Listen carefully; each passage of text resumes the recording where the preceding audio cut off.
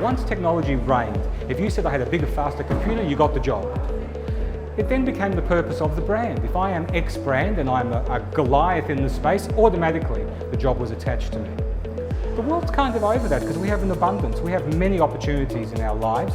There's lots of choices we can make. I've found over the last 2 years in my research that increasingly we are making decisions on the human connection of the person inside that brand that's using the technology. And what they're looking for is the wisdom, because information and knowledge is readily available through technology. They're looking for the human wisdom supported by the brand with the infrastructure of the technology to help them to advance forward.